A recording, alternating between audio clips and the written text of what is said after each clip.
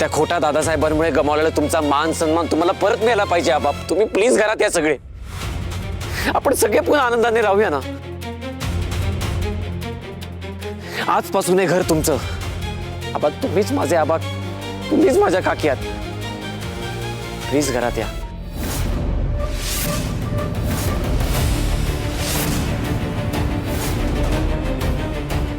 म्हणजे पुन्हा एकदा आम्ही मालक म्हणून या घरात येणार? हो काकी, हे घर तुमचंच आहे. आपण आनंदाने सुखाने राहूया. तुम्ही प्लीज घरात या.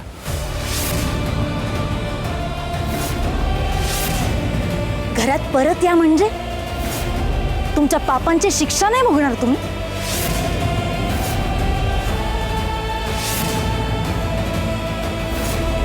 सगळे विसरतील पण मी विसरणार नाही. इंद्रजीत सरांना मारण्याचा प्रयत्न केलात तुम्ही.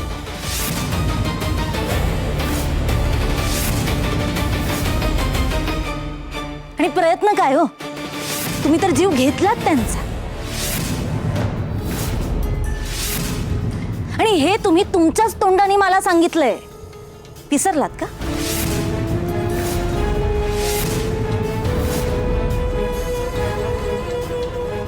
आतापर्यंत जेव्हा जेव्हा मी इंद्राचा काटा काढायचा प्रयत्न केला ना, तेव्हा तेव्हा तू मध्ये आलीस. आज तू हरलीस. इंद्रा तुझ्या सोबत नाहीये आणि कधीच परत येणार नाहीये. आणि हे बघ, तुझा काहीतरी गैरसमज होतोय. अगं, तो हरवल्यानंतर मी सुद्धा शोधाशोध करत होतो ना. शेवटी माझा भाऊ आहे तो सुद्धा. तुमच्या या नाटकांना ना सगळे भुलतील, मी बोलणार नाही. मी ना चांगलंच ओळखते तुम्ही. आणि राहिला प्रश्न हे घर परत मिळवण्याचा, तर ते तुम्ही उपकार केल्यासारखं आम्हाला द्यायचं नाही.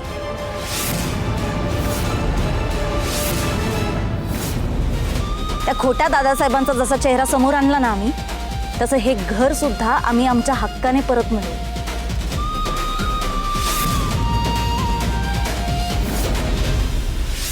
हे घर सुद्धा आम्ही आमच्या हक्काने परत मिळवू. परत घेऊ म्हणजे? हे सगळं कोणाच्या नावावर असलं तरी काय प्रॉब्लेम आहे? हे सगळं माझ्या नावावर असलं, मी मालक असलो तर अडचण काय त्यात?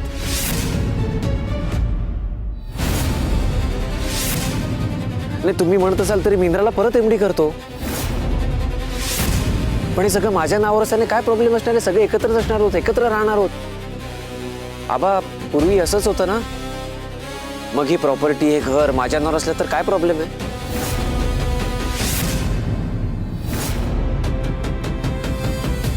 तुम्हाला हे सगळं इंद्राच्या नावावर असलेलं हवंय का? अहो बाबा, असं जर का असेल तर तुम्ही तुमच्या मुलामध्ये आणि तुमच्या भावाच्या मुलामध्ये भेदभाव करताय. एकदा मला सांगितलं असतंस ना की तुला हे सगळं हवंय, मी सगळं तुझ्या नावावर केलं असतं. आबा, मग का नाही केलं? का करायला हवं होतं विक्रांत? अरे त्यांना जे जे काही करायचं होतं ना ते सगळं त्यांनी केलंय. आता इथून पुढे तो विषय वाढवायचा नाही. हा आई, हे बघ, मी विषय वाढवत नाही, मी विषय बंद करतोय.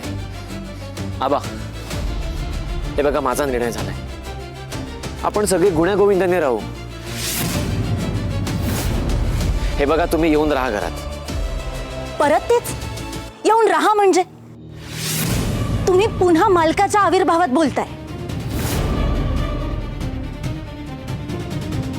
आम्ही इथे आलो तर मानाने येऊ म्हटलं ना एकदा.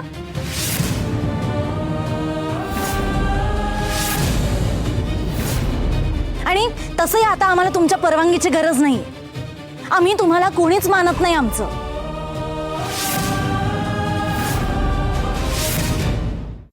आम्ही तुम्हाला कोणीच मानत नाही. राणी, असं नको ना ग म्हणू बाळा. हे बघ, माझ्या पोराकडून चूक झाली, मला मान्य. अगं पण त्याच्या वतीने बघ, मी पदर पसरून तुझी माफी मागते. बाळा, झालं गेलं सगळं विसरून जा. सगळं पहिल्यासारखं गुण्यागोविंदाने होऊ दे ग राणी. विसरून जा सगळं. घेतल्या असत्या रत्ना मॅडम. जर त्या चुकून झाल्या असत्या ना तर समजून सुद्धा घेतलं असतं. यांना जर त्याचा पश्चाताप असला असता तर घेतलं असतं समजून. पदरात घेतल्या असत्या यांच्या चुका. पण हे अजून सुद्धा खोटच वागताय. हे काय नाही, यांचा खरा चेहरा मी सगळ्यांसमोर आणणार आणि आमचं हे घर आम्ही हक्काने मिळवणार परत.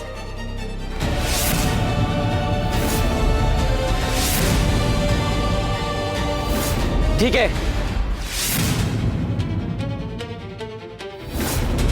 तुला हीच भाषा जर का बोलायची असेल ना तर तुला याच भाषेमध्ये मी उत्तर देईन. मी पण बघतो तुम्ही परत कसं येत आहे.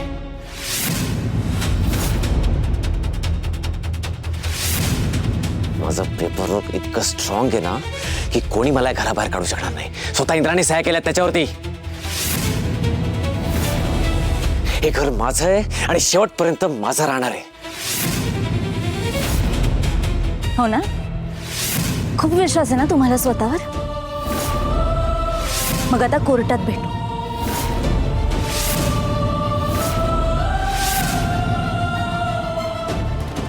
ही राणी आता वकील होणार आणि वकील झाल्यावरती माझ्या आयुष्यातली पहिली केस मी हीच लढणार.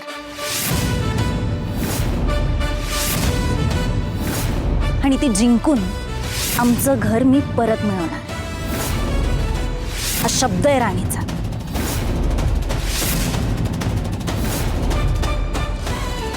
आणि मी जे बोलते ते करून दाखवते. असं करणं माझी सवय नाही, स्वभाव.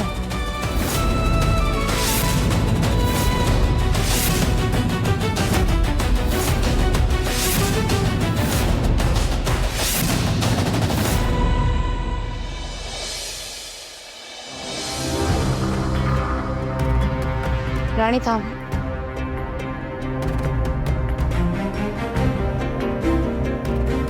मला जरा तुझ्याशी बोलायचंय. खरं तर आधीच बोलायला हवं होतं. काय झालं मॅडम? काय बोलायचंय?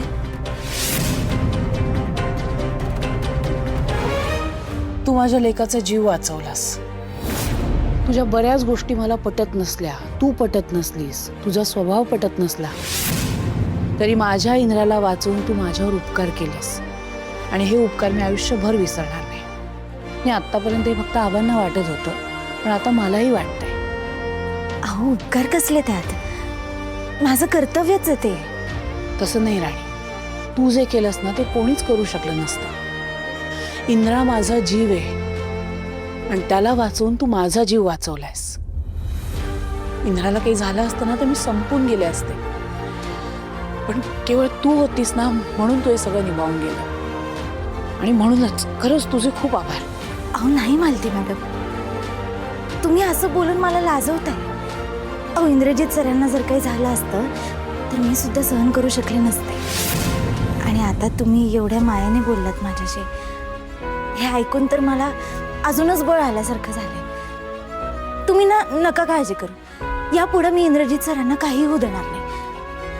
मी कायम सावलीसारखी राहीन त्यांच्यासोबत. एक मिनिट.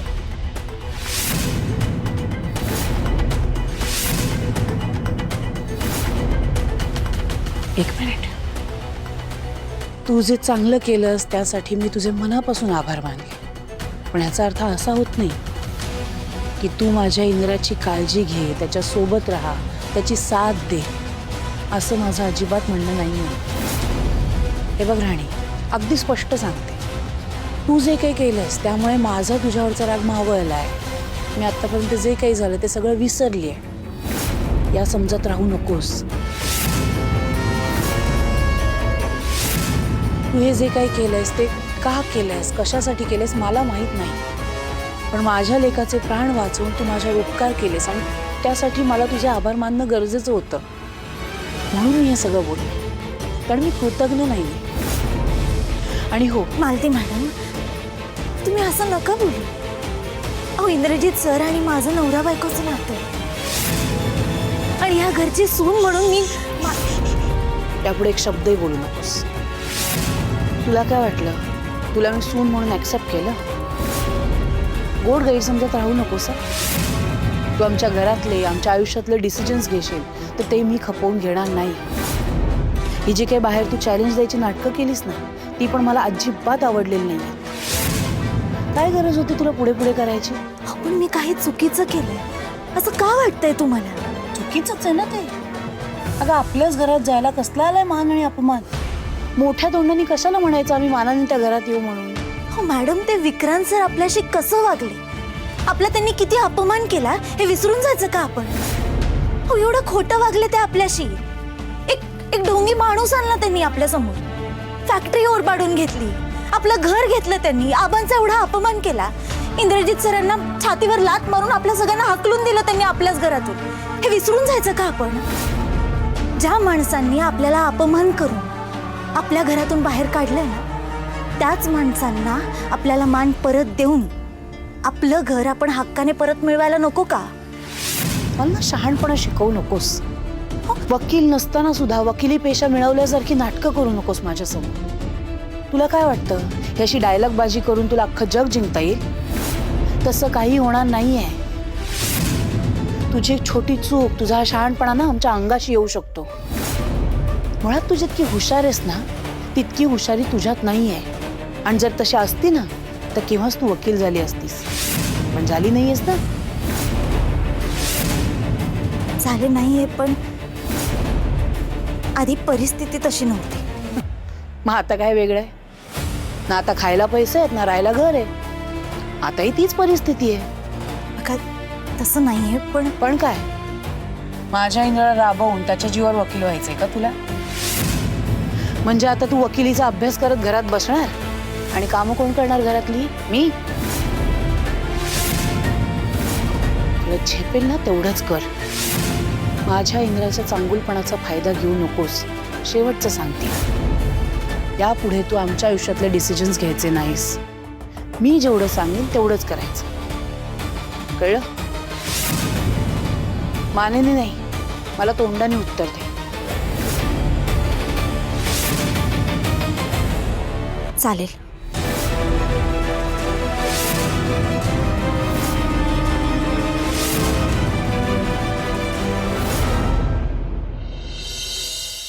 आई आई आई आई आई आई आई ऐक ना प्लीज, नको अशी रागावूस. आई आई हे बघ, मी समजू शकतो तुझा राग आई, पण मला खरंच माहित नव्हतं की तो माणूस आपले दादासाहेब नाही आहेत ते. असं कसं माहित नव्हतं विक्रांत? तू तुझ्या बापाला ओळखलं नाहीस? तो माणूस माझे वडील नव्हते तर मग माझे खरे वडील कुठे आहेत? मला माझे वडील हवेत. मी माझ्या आयुष्यात त्यांची कमी नाही सहन करू शकत. ते कुठे ना कुठेतरी असतीलच ना, मी त्यांना शोधणार. अजित अजित अजित ऐक ऐक, हे बघ शांत हो, एकदम शांत हो. जे शक्य नाहीये त्याचा खूप विचार करणं बंद कर. माझं ऑलरेडी बाबांना खूप शोधून झालंय आणि मला नाही वाटत ते आता जिवंत असतील. काय? अरे वाटेल ते बोलू नकोस. हे सगळं तुझ्यामुळे घडलंय. तू आशा दाखवलीस ना. अरे आम्ही बाबांचा कधीच विचार करणं सोडून दिलं होतं, पण तू एखाद्याला जगण्याची आस दाखवून एकदम मारून टाकल्यासारखं केलंस रे विक्रांत तू. आई हे सगळं मी मुद्दामून केलं नाहीये. मलाही वडिलांची कमी जाणवत होती, मलाही त्यांचं प्रेम हवं होतं आणि म्हणून मी फसलो. आई तो माणूस खोटा होता हे मला खरंच माहित नव्हतं, पण बरं झालं सत्य लवकर समोर आलं. त्या माणसाला आपलं घर, आपली प्रॉपर्टी हवी होती म्हणून तो दादासाहेब बनण्याचं नाटक करून इथे आला होता. कशी नीच माणसं असतात नाही, मी सोडणार नाहीये त्याला. आपल्या भावनांशी खेळलाय तो. मुळात तू नीट चौकशी करायला पाहिजे होती त्यांची, पण तू नीट चौकशी न करताच त्या माणसाला घरी घेऊन आलास आणि हे सगळं घडलं. अजित मी चुकलो, मला मान्य आहे. अरे पण आपण सगळेच फसलोत ना. मग तुम्ही मला एकट्याला आरोपीच्या पिंजऱ्यात का उभं करताय? आपण सगळेच चुकलोत. अरे पण दादा, हे बघा गप्प बसा आता. अरे आपल्याला आता ह्या पोरीचा विचार करायला हवा. आई होणार आहे रे ती. आणि आता ही भांडणं सगळी बाद झाली बरं का. आता आपल्या घरामध्ये एक नवीन पाहुणा येणार आहे. त्याचं आपण सगळेजण आनंदाने हसून स्वागत करूया.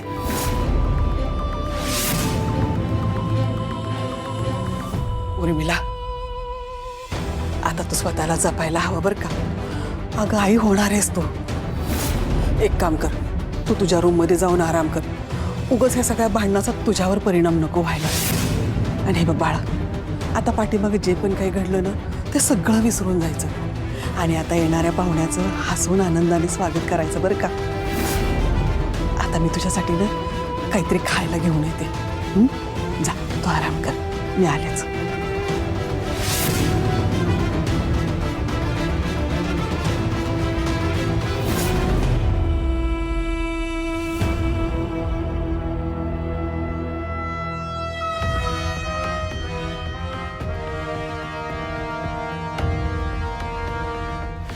यांचा खरा चेहरा मी सगळ्यांसमोर आणणार. ही राणी आता वकील होणार आणि वकील झाल्यावरती माझ्या आयुष्यातली पहिली केस मी हीच लढणार आणि ती जिंकून आमचं घर मी परत मिळवणार.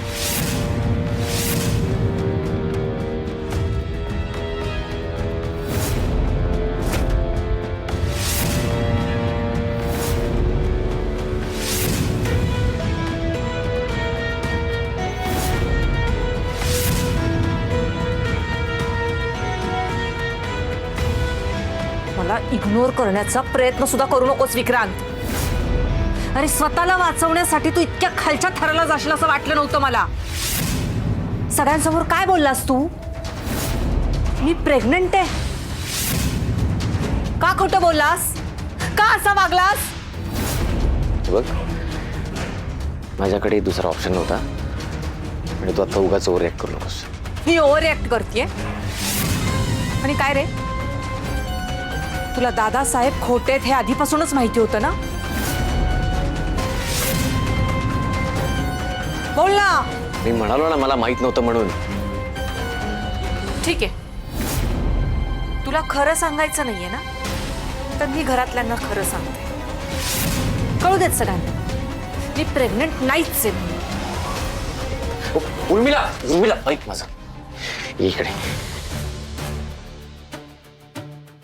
बस बस, सांगतो. उर्मिला ऐक, मी हे जे काही केलंय हे आपल्यासाठी केलंय. आपल्यासाठी नाही, तुझ्यासाठी केलंस. तुला मी हे घर माझ्या नावावर कर म्हणून म्हटले होते ना. तू काय केलंस? त्या खोट्या दादासाहेबांसाठी माझ्या अंगावर धावून आलास. घर केलंस का माझ्या नावावर? नाही ना. मी काही ऐकणार नाही.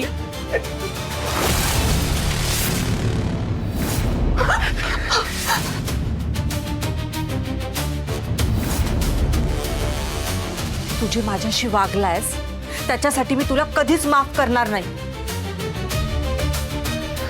हे बघ, नीट ऐक. मी काय सांगतोय ते नीट ऐक. मी हे घर तुझ्या नावावर केलं नाही, कारण मी हे घर विकणार आहे.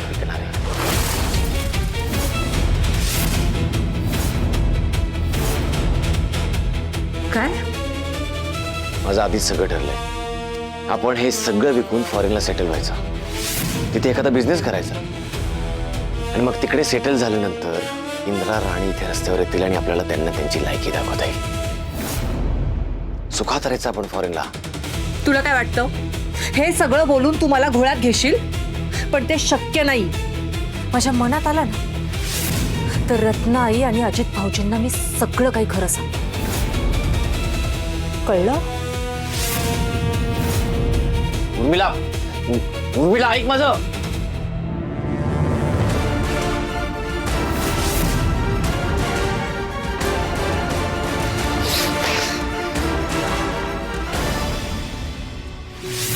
मुळात तू जितकी हुशार आहेस ना तितकी हुशारी तुझ्यात नाहीये. आणि जर तशी असती ना तर केव्हाच तू वकील झाली असतीस. म्हणजे आता तू वकिलीचा अभ्यास करत घरात बसणार आणि कामं कोण करणार घरातली? मी. राणी, राणी उठ. काय? का? तू ये ना इकडे, एक मिनिट ये इकडे. काय झालं? काही नाही. काय करताय सर? डोळ्यावर काय राणी, होतं? प्रश्न विचारू नकोस, फक्त चल, कळेल तुला काय. पण झालं काय ते तर सांगा. सर पण कुठे चाललंय मला नाही दिसत आहे काही. एक मिनिट होल्ड कर, कळेल तुला लगेच. कामं पडले काय करताय? हे बघ. काय आहे? ते बघ.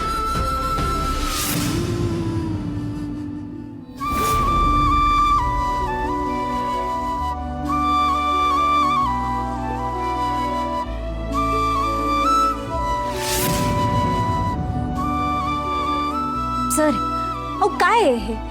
मी अजून वकील झाले नाही आणि तुमचं काय? नाही लॉयर तर तू होणारच आहेस ना, पण मग तू लॉयर झाल्यावर कशी दिसशील हे कळत नव्हतं मला, म्हणून मग मी हा फोटो बनवून घेतला.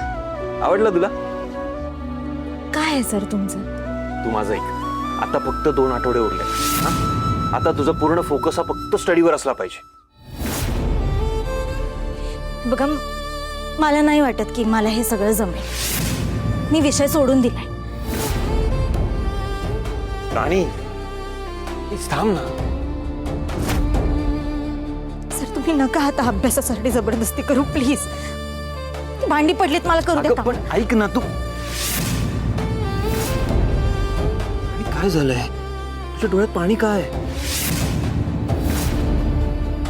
बघा सर मला नाही वाटत की मी वकील होऊ शकेल म्हणून. आणि माझ्याकडनं जरा जरी चूक झाली ना तर आपल्या हातातनं सगळं निघून जाईल. वकील होण्या एवढी मी हुशार नाहीये आणि शिकावा अशी परिस्थिती सुद्धा नाही आपली. आणि हे सगळं करून मी वकील झाले ना तरी सुद्धा मग हे घर माझी माणसं कोण सांभाळणार बरं? तुम्ही जाऊ द्या ना सर. मी नाही होऊ शकणार आहे वकील. नाही व्हायचंय मला वकील. आणि हे कोणी सांगितलंय तुला? हे बघ, हुकुमाच्या राणीने असं निगेटिव्ह बोलणं ना तिला अलावच नाही. ही भाषाच नाहीये हुकुमाच्या राणीची. मला तरी वाटतं हुकुमाची राणी हरवली. तुला पण असंच वाटतं? कम ऑन यार राणी. हे बघ, तुला जमणार नाही, तू करू शकत नाहीस असं या जगात काहीच नाही, कळलं? अगं ही हुकुमाची राणी जगावर हुकूम गाजवू शकते. तुला खरं सांगू, जज जसं ऑर्डर म्हणतो ना, तुझ्यात इतकं कॅलिबर आहे, इतकं पोटेन्शियल आहे की तू असं काहीतरी करून दाखवू शकतेस की सगळे तुझी ऑर्डर फॉलो करतील. अँड फॉर दॅट मॅटर मी पण तुझी ऑर्डर फॉलो करू शकतो, म्हणजे इफ यू डोंट माइंड. नाही जमणार आहे मला. उगाच खोट्या आशेवर जगण्यात काय अर्थ आहे बरं? जाऊ द्या ना तुम्ही. एक मिनिट. तू कोण आहेस? नाही एक्झॅक्टली कोण आहेस तू? कारण मी ज्या राणीला ओळखतो ना ती अशी हार मानणाऱ्यातली नाही. हा आणि एक मिनिट ओळख. तू बरी आहेस ना? तुझी तब्येत ठीक आहे ना? तर नाही कळत आहे का तुम्हाला? नाही जमणार आहे मला हे. आणि मुळात हे असं एका झटक्यात वकील होणं, घर सोडवणं, फॅक्टरी मिळवणं नाही शक्य आहे. मी म्हटलं ना तुम्हाला, तुम्ही द्या विषय सोडून. मला नाही व्हायचंय वकील. मी आता ही परीक्षा नाही देणार आहे. पण राणी